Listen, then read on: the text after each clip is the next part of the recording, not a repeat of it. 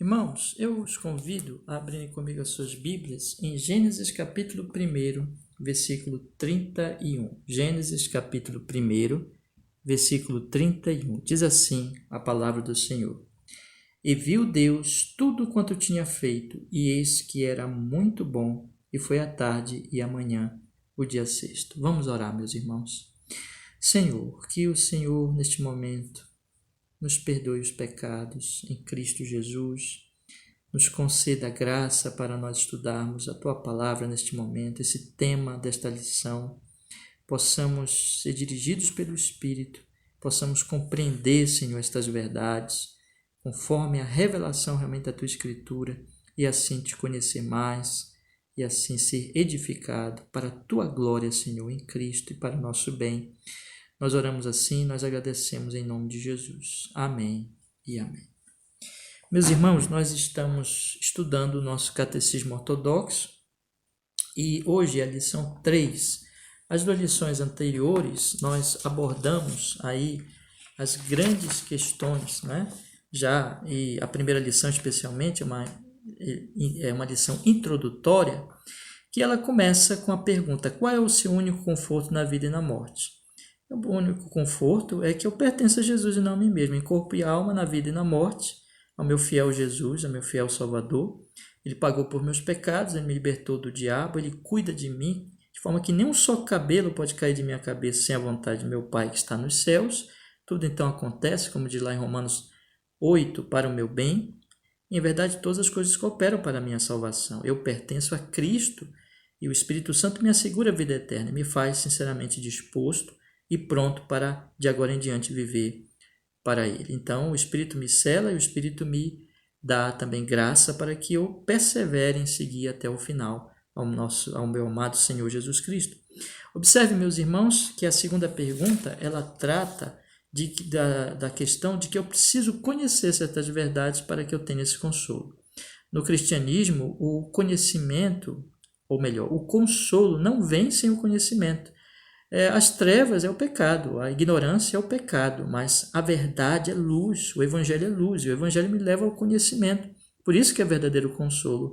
E os consolos do pecado, que são na ignorância, são falsos, mas o consolo do evangelho é verdadeiro porque é exatamente baseado na sabedoria, no conhecimento de Deus. Então, a segunda pergunta diz: o que você deve saber para viver e morrer na alegria desse consolo? 3 coisas eu preciso saber. Em primeiro lugar, quão grandes são o meu pecado e a minha miséria. Em segundo lugar, como eu estou liberto de todos os meus pecados e miséria. E em terceiro lugar, como eu sou grato a Deus por tal libertação. Então, preciso conhecer a minha miséria, a minha libertação e a minha gratidão por ter sido liberto. Então, meus irmãos, o catecismo ele vai abordar essas 3 grandes questões por todo o seu conteúdo.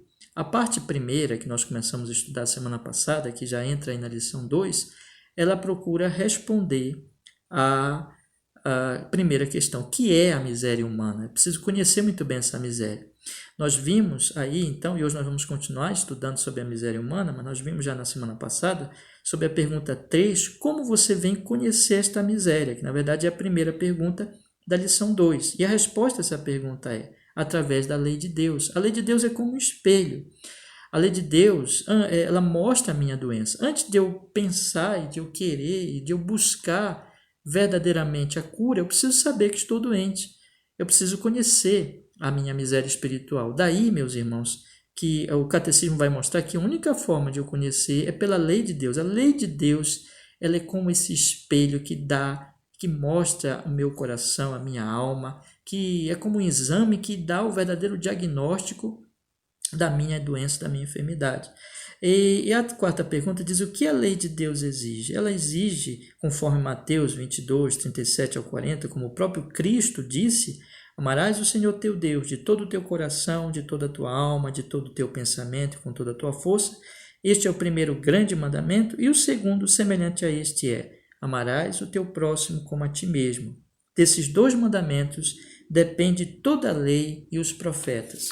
Irmãos, a próxima pergunta, então, ela mostra que eu não consigo fazer isso, né? Então, Deus exige um amor pleno, perfeito, de todo o coração, de toda a força, com todo o meu ser a Ele, e que eu ame o meu próximo como a mim mesmo. A pergunta 5 diz, você consegue obedecer a tudo isso perfeitamente? Não. Resposta, né? Não, eu tenho uma tendência natural para odiar a Deus e o meu próximo. Aqui está a minha miséria.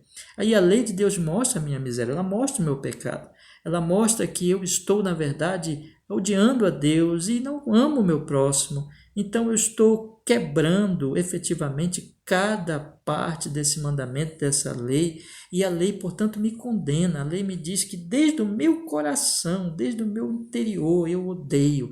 Meu problema não é externo meramente, meu problema é do coração. De coração eu não amo a Deus, de coração eu não amo o próximo, ao contrário, eu odeio. Então, a lei de Deus mostra essa minha miséria, mostra essa minha condenação. Bom, irmãos, vamos entrar na lição 3, que é a lição deste estudo, nosso presente estudo, que vai até por uma questão de lógica, avançar no assunto perguntando na pergunta 6, que é a primeira pergunta da questão da lição, que diz, Deus criou o homem assim tão mal e perverso? Então é de se perguntar, é de se pensar. Bom, se o homem odeia Deus, se o homem quebra a lei de Deus, será que Deus foi quem o criou assim tão mal?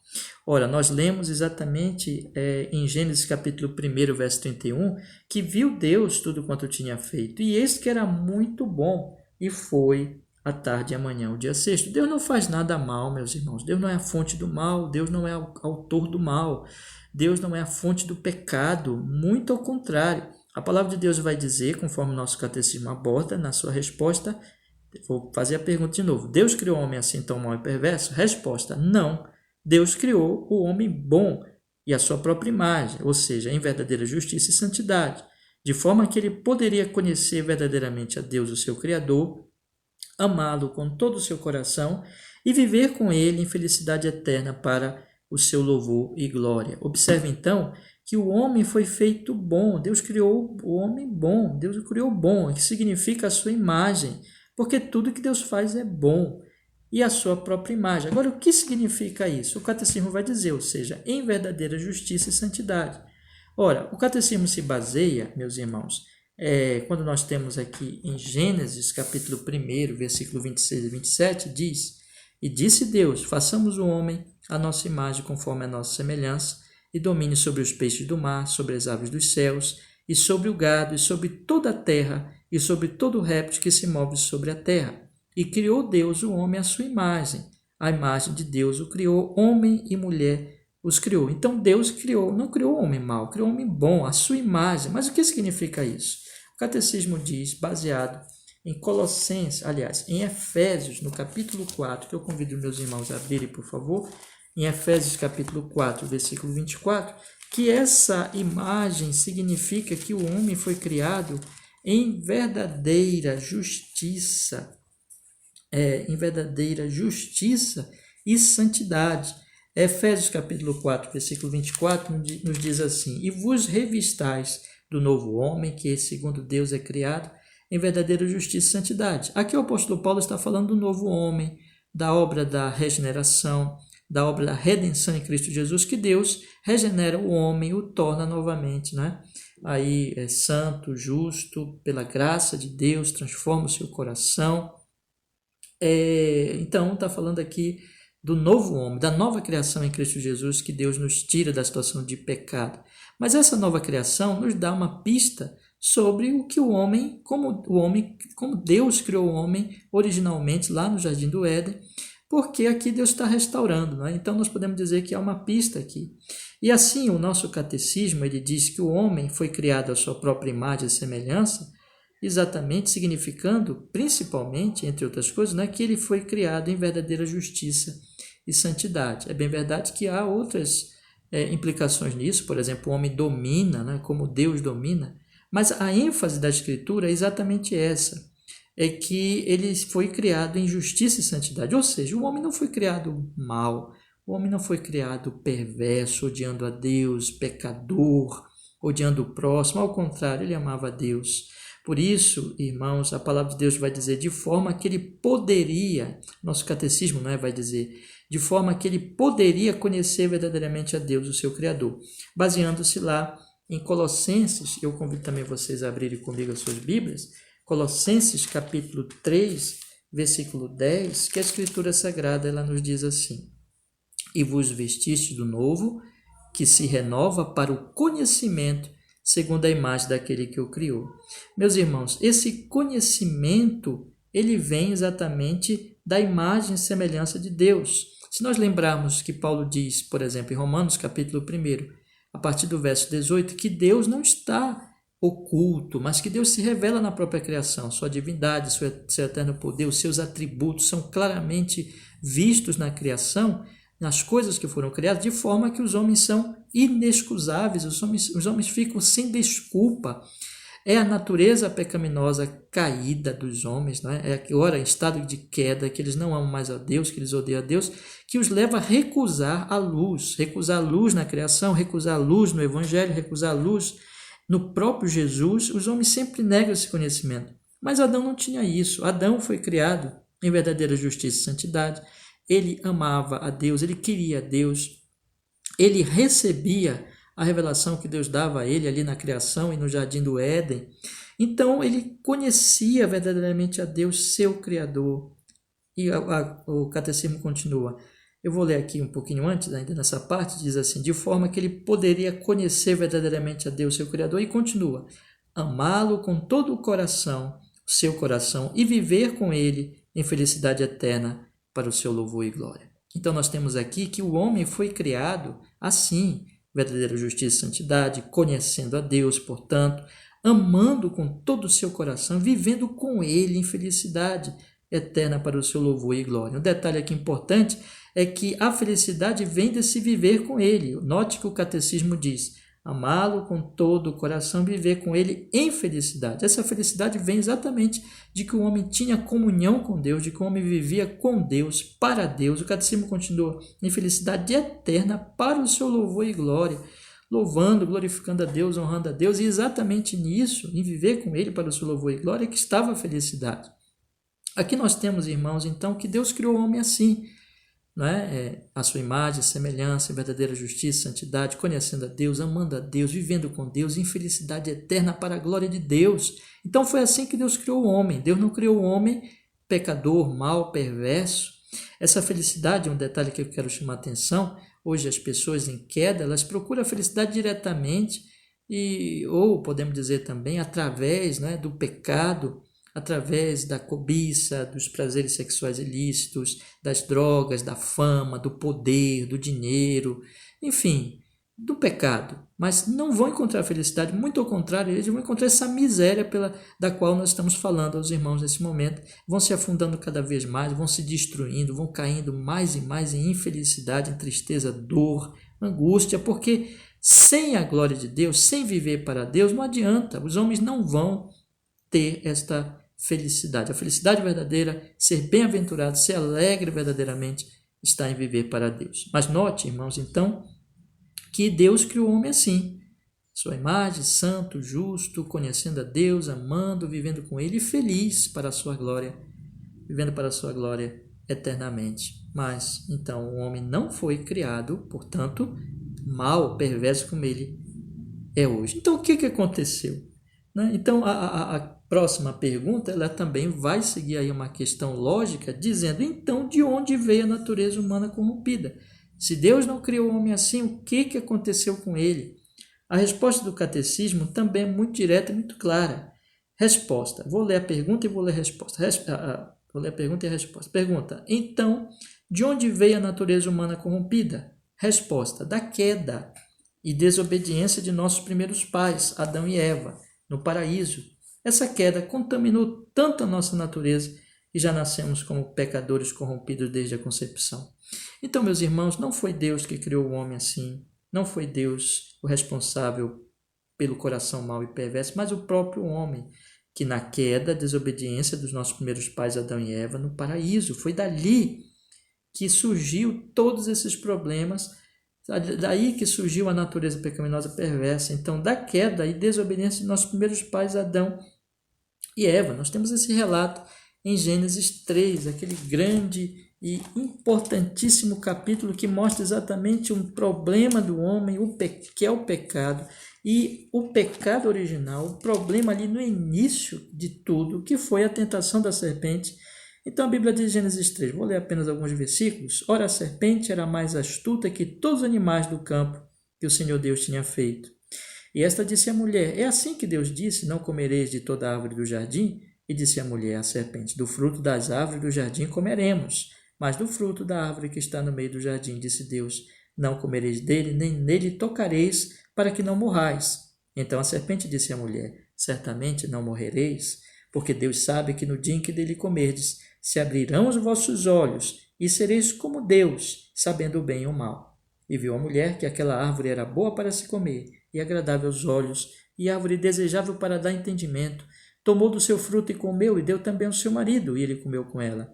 Então foram abertos os olhos de ambos, e conheceram que estavam nus, e coseram folhas de figueira, e fizeram para se aventais. E ouviram a voz do Senhor Deus, que passeava no jardim pela viração do dia, e esconderam-se Adão e sua mulher da presença do Senhor Deus entre as árvores do jardim. E chamou o Senhor Deus a Adão e disse-lhe, onde estás? E ele disse, ouvi a tua voz soar no jardim, e temi, porque estava nu e escondi-me.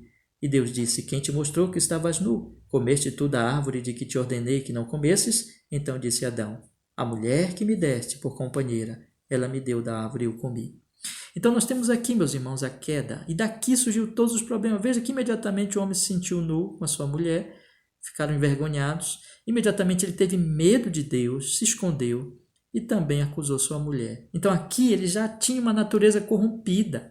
Adão era o nosso representante diante de Deus. Então nele nós caímos. Por isso o catecismo vai dizer que essa queda contaminou tanto a nossa natureza que já nascemos como pecadores corrompidos desde a concepção, porque nós estamos em Adão, da queda e desobediência dos nossos primeiros pais no paraíso.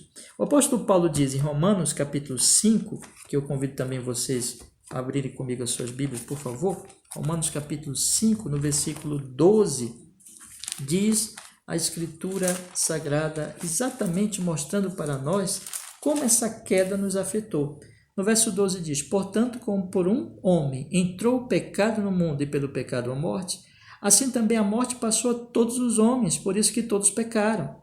Lá no versículo 18 diz, pois assim como por uma só ofensa veio o juízo sobre todos os homens para a condenação, assim também por um só ato de justiça veio a graça sobre todos os homens para a justificação da vida. E no verso 19, porque como pela desobediência de um só homem muitos foram feitos pecadores, assim pela obediência de um muitos serão feitos justos. Então o fato é que como Adão é o nosso representante lá no Jardim do Éden, dentro da teologia reformada, chamamos de o pacto de obras que Deus fez ali como um teste, não é?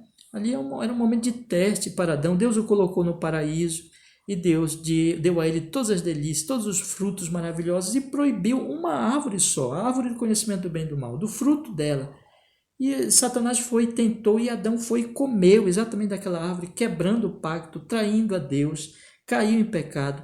E nesse pacto de obras, Adão era o representante de toda a raça. Paulo diz aqui, porque como pela desobediência de um só homem, muitos foram feitos pecadores, ou seja, nele todos caem, nele todos passam a ser pecadores. Consequentemente, como diz o nosso catecismo, essa queda contamina a nossa natureza, que já nascemos como pecadores corrompidos desde a concepção, já nascemos com o pecado original, já nascemos contra Deus, já nascemos consequentemente com uma natureza corrompida, manchada, pecaminosa, que odeia Deus, e já desde a nossa concepção, desde aquele momento em que o espermatozoide fecunda o óvulo, e dali somos concebidos, já ali passamos a existir, a palavra de Deus diz que desde a concepção nós já somos corrompidos, já somos pecadores, não existem anjinhos nascendo, criancinhas não são anjinhos, mas já são pecadores, nós já somos pecadores desde a nossa concepção.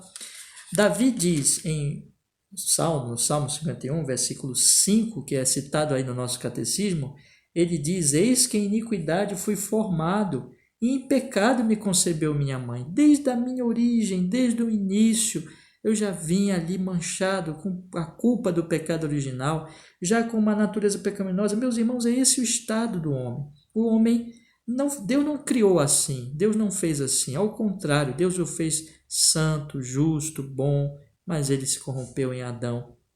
Ele pecou e ele já vem com uma natureza pecaminosa. Mas daí nós podemos também perguntar e podemos também questionar, essa é também por uma questão lógica, mas será que nós não podemos fazer nenhum ato bom? Será que nós somos totalmente maus? Será que não existe nenhuma bondade no ser humano? A pergunta 8 vai tratar disso, quando ela diz assim: mas somos tão corruptos que somos totalmente incapazes de fazer algum bem e somos inclinados a todo mal? Então, será que eu não posso, ainda que eu aceite que sou um pecador, mas será que não fazemos atos bons? Ora, meus irmãos, não praticamos bons atos. Nós sabemos de pessoas abnegadas, pessoas que, por exemplo, já aconteceu tantas vezes, né? Pessoas que, em risco de um semelhante seu, de outro ser humano, eles se arriscam. Por exemplo, se alguém está afogado, se joga ali nas águas e nada, e se arrisca a própria vida para salvar a vida do próximo. Pessoas que não são cristãs, pessoas que não são convertidas, pessoas que são ainda no estado natural, na queda. Então, pessoas fazem isso, de fato, pessoas têm atos de abnegação impressionantes, pessoas que viajam, que se sacrificam por uma causa, que defendem uma causa justa e se sacrificam por ela. Então, são atos bons. Pessoas que dão bons conselhos, por exemplo, pessoas que alimentam o pobre, que ajudam as pessoas, né? Enfim, que faz até um favor, mas que já é um ato bom. Então, de fato, esses atos são bons.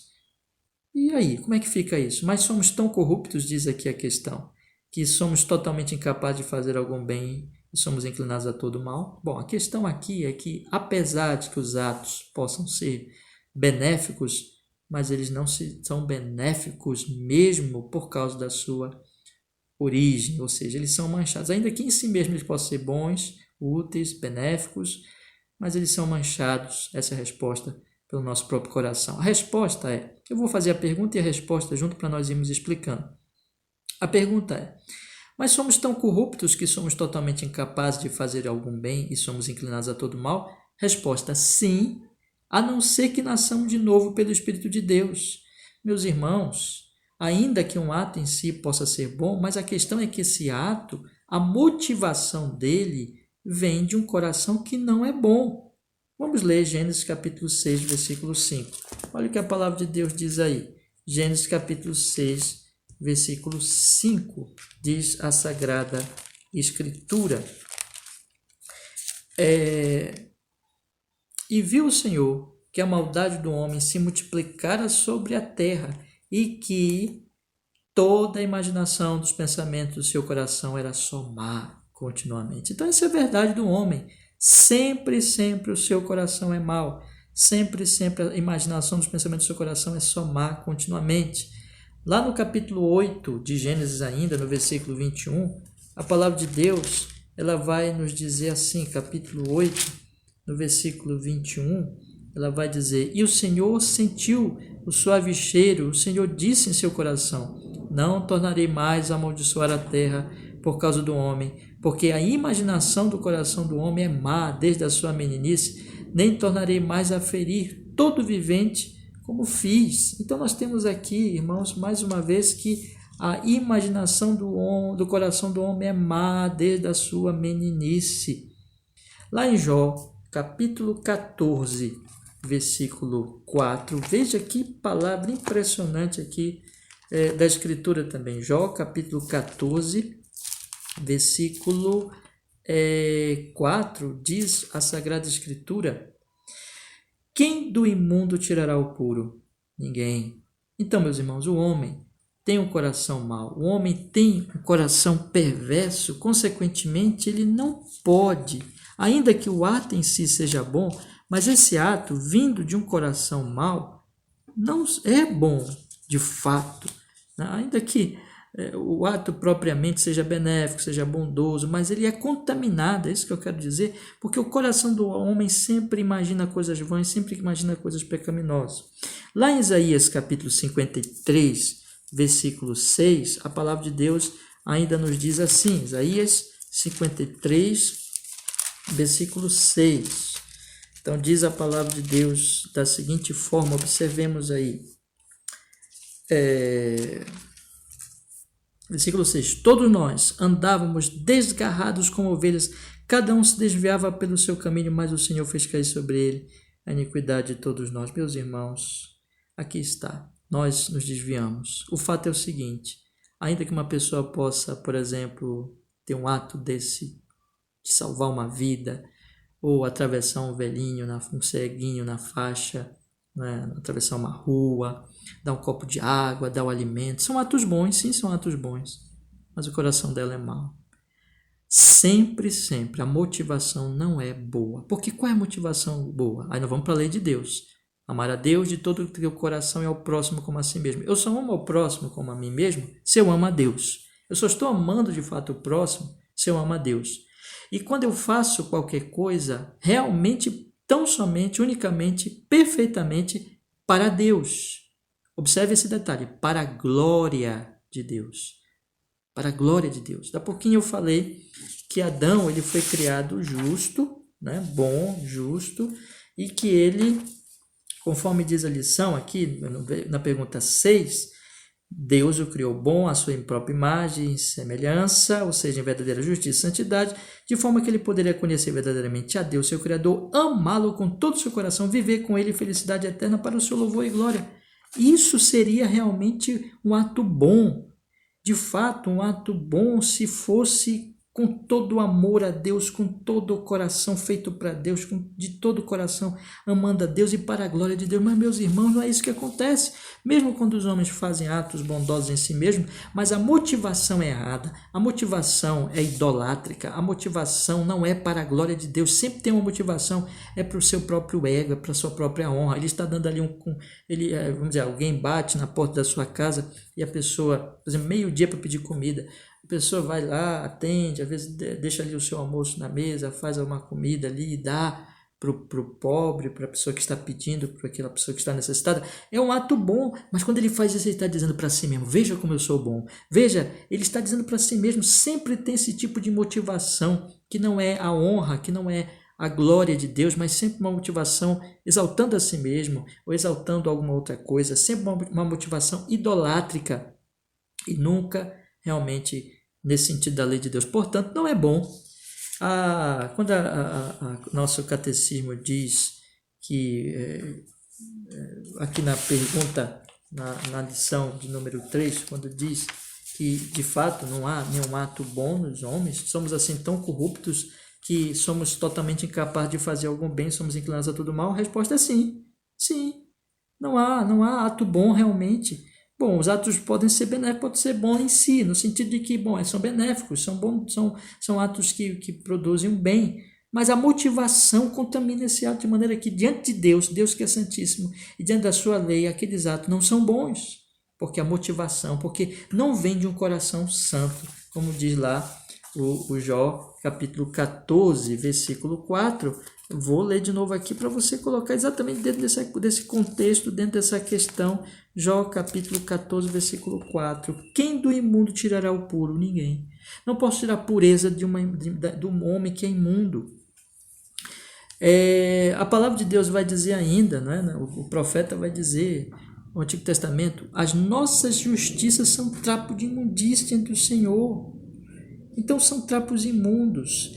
Toda a nossa boa obra, toda a nossa justiça, na verdade, são trapos imundos, são coisas que devem ser jogadas fora, não tem nenhuma serventia, são lixo, são imundície, porque o coração do homem é um coração mau, é um coração pecador, é um coração que não ama a Deus.